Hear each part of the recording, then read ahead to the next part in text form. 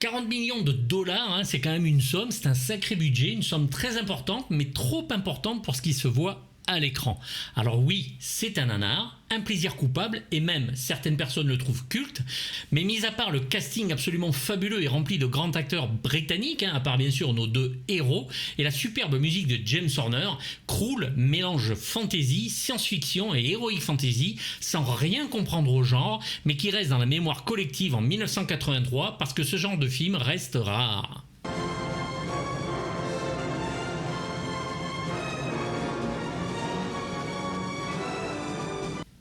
Sorti en plus la même année que le Retour du Jedi, le film tombera vite dans l'oubli, son histoire étant considérée comme nulle et sans intérêt.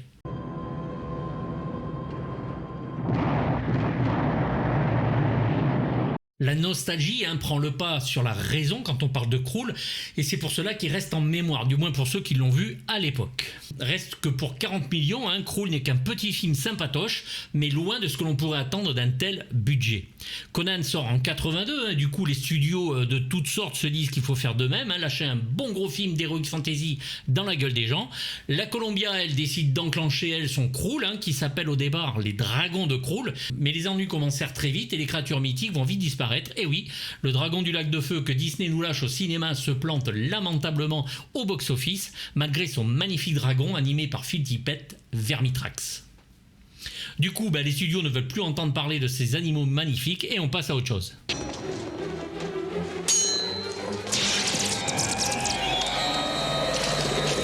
Peter Yates, le réalisateur du magnifique quand même Bullitt, et des grands fonds, est pourtant tellement sûr de lui qu'il pense faire mieux que le Retour Jedi alors en production.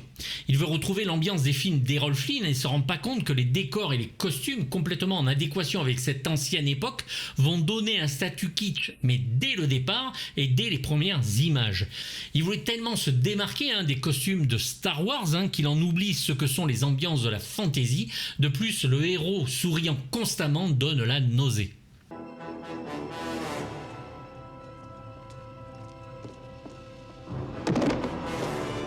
Pour Peter Yates, en plus, son inexpérience sur le sujet n'aide pas. Il ne connaît rien dans les films à effets spéciaux et la production rajoute des lasers avec les épées, moins d'héroïsme, plus de SF, et veut nous faire croire qu'ils ont travaillé sur les personnages. La séquence du château et de la bataille est en cela assez ridicule. Les armures du château noir sur le château blanc font très plastique. Le scénario change tout le temps. La bête qui atterrit sur la planète envoie ses chevaliers noirs, les Slayers en anglais, sorte d'extension de lui-même, assez reptilienne dans les armures de Stormtroopers noirs et sans originalité, et qui, à chaque fois qu'ils meurent, laisse une espèce de chose visqueuse sortir de leur corps, rentrer dans la terre, on ne sait pas où ça va. C'est Nick Mallet, bien connu ici, qui s'occupera des armures.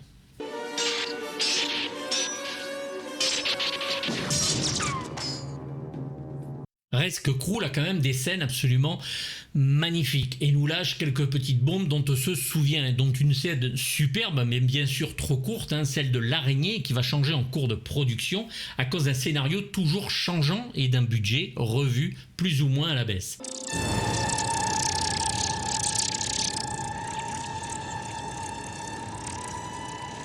Créé par Stephen Archer, qui avait travaillé sur le choc des titans, il va se lâcher sur une araignée pendant 2 semaines avec un abdomen rouge au départ. Mais l'on décide qu'il faut qu'elle soit en cristal parce que c'est comme ça. Donc il va la refaire complètement, totalement transparente cette fois, alors qu'il en avait presque fini avec l'autre. 5 jours d'animation pour une apparition si brève, ça fait un petit peu chier. Archer va livrer quand même un très beau boulot. Dans l'histoire, Ynir le sorcier doit traverser cette toile pour y rejoindre sa bien-aimée, la veuve, coincée à l'intérieur et immortelle, sauf si elle sort de ce piège. Ynir et l'araignée ne se croiseront pas, faute de budget serré, et resteront assez éloignés l'un de l'autre. Tourné dans les studios Pinewood, où Yates se sent plus à l'aise parce que il est chez lui, le film va donc essayer de garder un charme malgré le mélange absurde science-fiction, fantasy. Les tueurs! Éloignez-vous du lac! 6 mois de tournage, 35 décors dans le magnifique marécage qui doit mener au temple d'émeraude que l'on ne verra jamais alors qu'il est mentionné, encore une fois à cause du budget. Il y a donc les classiques de la fantasy, le beau château de la princesse Lisa, tout de blanc vêtu, et le château noir de la bête au couloir blanc parfois on ne sait pas pourquoi.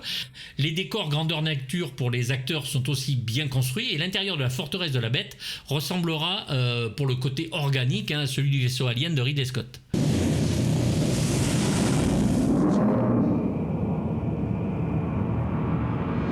Derek Meddings, qui a travaillé sur la saga Superman et les Sentinelles de l'air ou Cosmos 99 de Anderson, va réussir à intégrer des flammes au sabot des chevaux, les Firemates, que nos héros vont monter d'une façon extrêmement ridicule et vraiment risible à très grande vitesse. C'est Vic Armstrong, un cascadeur responsable des cascades pour celle d'Indiana Jones par exemple, qui va choisir une certaine race, les Clydesdale, extrêmement massifs et très costauds. Ces chevaux viennent d'Écosse, ils en ont acheté 16, on n'a jamais su ce qu'ils étaient devenus. Ça se trouve, ils ont bien mangé à la fin du tournage.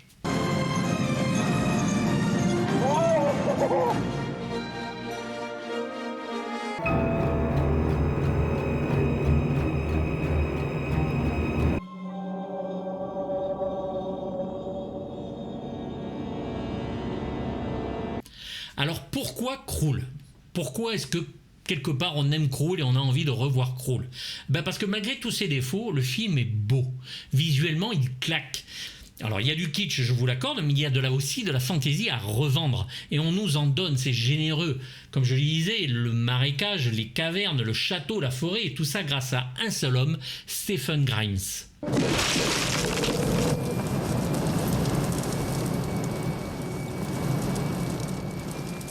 L'homme va nous épater sur Moby Dick ou Les gens de Dublin. Il a travaillé sur beaucoup de John Huston, Out of Africa, Jamais plus jamais, La Maison du Lac ou Yakuza.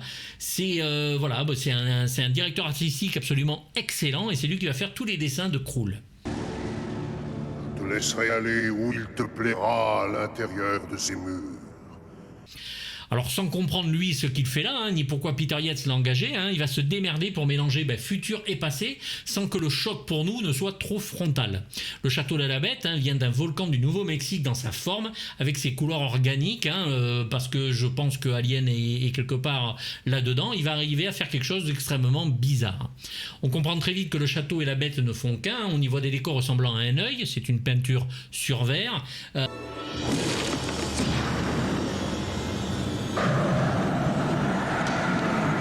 Des bouches avec des crocs et surtout une gigantesque main crochue créée toujours par Derek Meddings en miniature.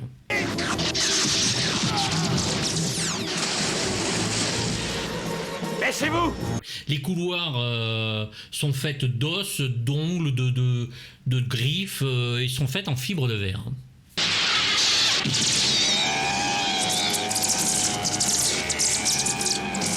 Plusieurs styles d'architecture serviront pour le château du début du film. Pour le marécage, une des meilleures séquences, Grimes s'est inspiré d'un champ de bataille avec ses arbres calcinés et son aspect de fin du monde en désolation, sa poussière en suspension.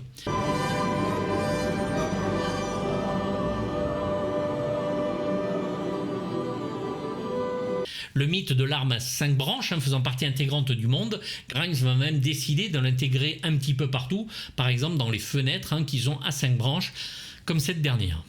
C'est une arme superbe, magnifiquement créée, mais qui ne servira au final absolument à rien.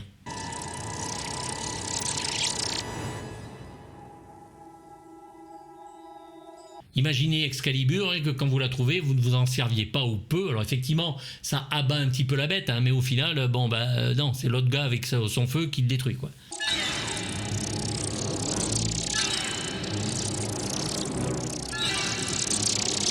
Alors bien sûr, il y a aussi cette fameuse scène de l'araignée dont je parlais, en image par Stephen Archer. Les miniatures pour les décors sont de Derek Meddings, donc je vous en parlais, Superman 1 et 2, Moonraker, les Sentinelles de l'air, et donc Grimes pour le design. En contrepartie, nous avons des batailles qui sont absolument tristes à mourir, la scène de loi avec le comique de service. Bien grasse et bien laide. Moi, j'arrive pas à voir cette scène, c'est absolument horrible. Et d'assez mauvais moments et trop de passages à cheval pour aller d'une scène à une autre et rencontrer les futurs compagnon de la communauté de la... non, pardon, je m'égare. Je ne peux pas aller avec toi. Et oui, parce que quand on regarde le film, malheureusement, qui fait quand même 2 heures. 2 heures, c'est très très long. Vous avez des passages, mais on les voit à cheval, sur une colline, machin. C'est-à-dire que le peu d'extérieur qu'ils ont trouvé, il a fallu filmer à chaque fois 2, 3, 4 minutes, et ça rajoute pour faire 2 heures, alors que 1h40 et on avait un bon film, quoi.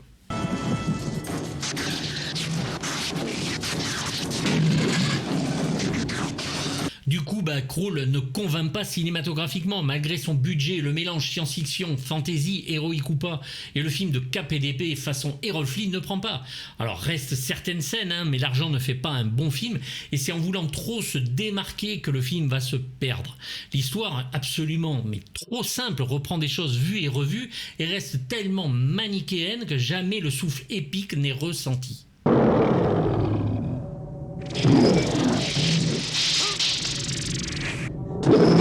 C'est bien dommage parce que la photographie de Peter Suginski, qui a travaillé sur The Rocky Horror Picture Show, sur l'Empire contre-attaque, quelques Cronenberg, Mars Attack, nous donne une image absolument somptueuse. Mais les personnages ne nous touchent pas malgré les effets superbes. Leur naïveté, surtout le prince et la princesse. Le reste de l'équipe qui accompagne Colwyn, c'est une autre histoire grâce aux acteurs anglais confirmés, bientôt stars pour certains. Mais même Peter Yates l'admet lors du tournage, l'histoire est très simple, mais il sera beau comme un film de Kurosawa. Bon, je vous laisse le loisir d'y réfléchir. Moi, en tant que fan de Kurosawa, j'ai vomi en écrivant cette phrase.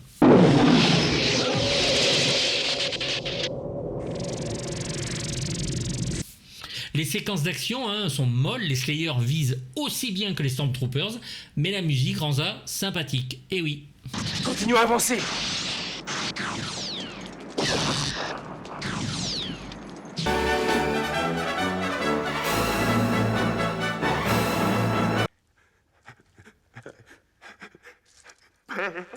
Tu ne dois pas t'abandonner à ta peine.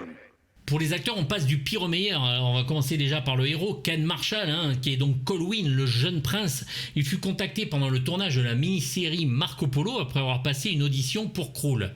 Seule demande physique des producteurs, ne pas raser sa barbe. Donc entraînement 3 heures par jour pendant 15 jours avec un maître d'armes, des séances d'équitation, plus une salle de sport dans le studio permettront à Marshall de rester en forme pour le rôle qui pour lui n'est qu'au service d'un film à effets spéciaux. Il l'admet lui-même, ce n'est pas Hamlet, mais on doit être au service de l'histoire.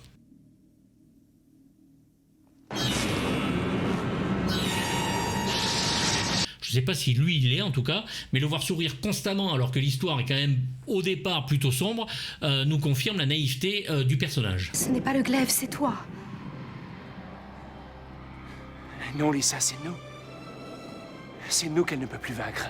Le reste de sa filmographie ne restera pas dans les annales, non pas celle-là, je parle de la filmographie du gars, bande d'obsédés, et il est ici doublé par Lambert Wilson, et oui, l'acteur faisait du doublage dans sa jeunesse, on avait pu l'entendre dans le premier Rambo, c'est lui qui doublait Mitch, joué par David Caruso, avec sa fameuse phrase « Il se débarrassait de nous comme si on n'était pas là ». Il double aussi Jeff Goldblum dans L'étoffe des héros et Les copains à bord, John Stockwell dans Christine, ou Carl Winters, joué par Gregory Harrison dans le Razorback de Russell Mulcahy.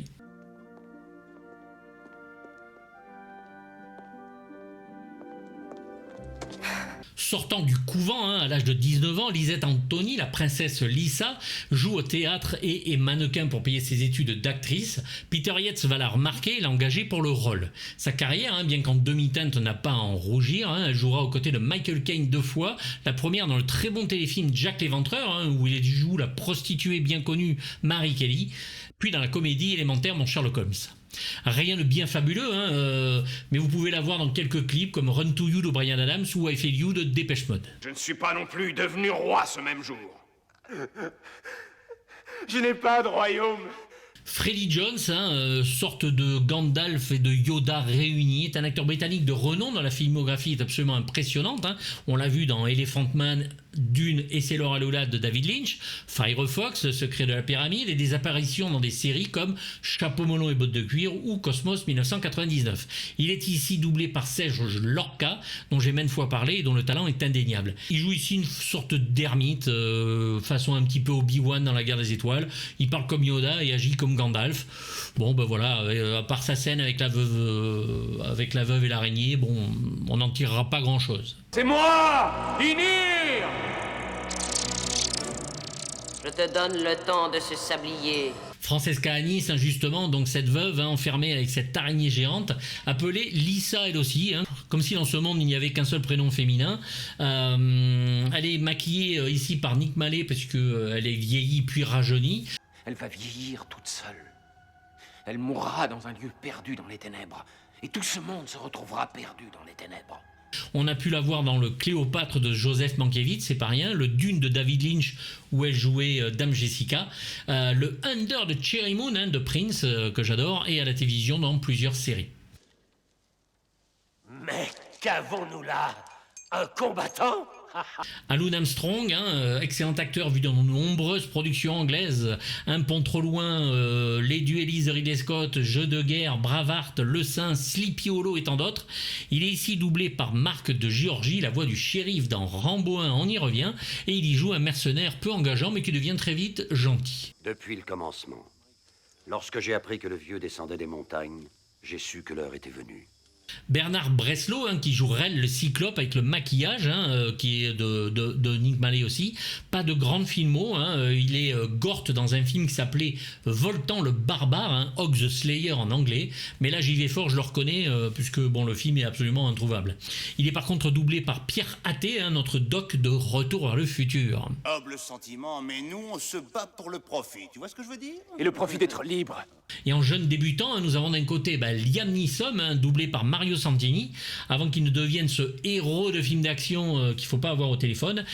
Vous pouvez vous en féliciter.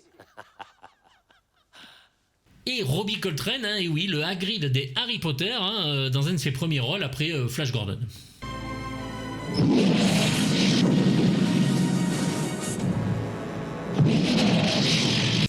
La Bête, elle, est doublée par le grand William Sabatier, et quand on le voit en entier, bon, j'ai quand même un bon gros rappel de créature de Sankukai qui me vient à l'esprit dans la gestuelle.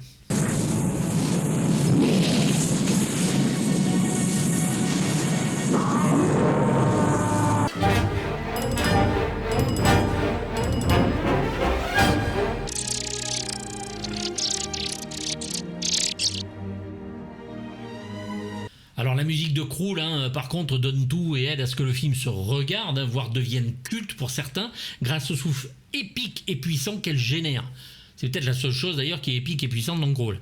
Elle aide tellement le film qu'elle rend certains passages absolument passionnants, alors qu'ils sont plutôt faibles sans la musique. James Horner sortait de la composition de Star Trek 2, La colère de Khan, là encore une de ses meilleures musiques, et il n'a que 30 ans.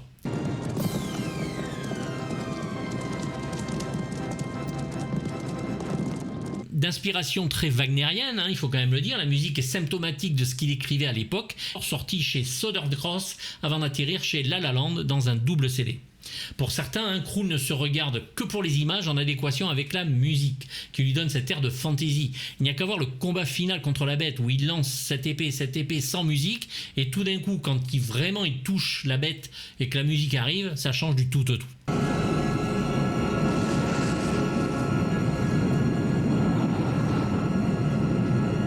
Il est sûr que sans elle, avec un compositeur moins inspiré, Krul serait sûrement devenu un film grotesque. On y sent encore bien son influence de Jerry Goldsmith, mais le London Symphony Orchestra y va, mais à fond les balais, et cela s'entend à chaque note. Les thèmes sont vraiment très présents, il y en a énormément, c'est furieux, épique et composé de nombreuses mélodies, parfois soutenues par des chœurs bienvenus.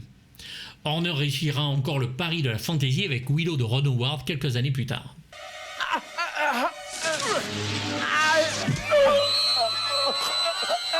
Alors bon, sans être culte, on ne se lasse pas de penser à Krull de par son affiche, sa musique, certaines scènes bien sûr, et l'idée que l'on avait du film. Une nostalgie qui nous tient par les couilles sur un film qui n'en demandait pas tant, malgré le budget et les gens talentueux.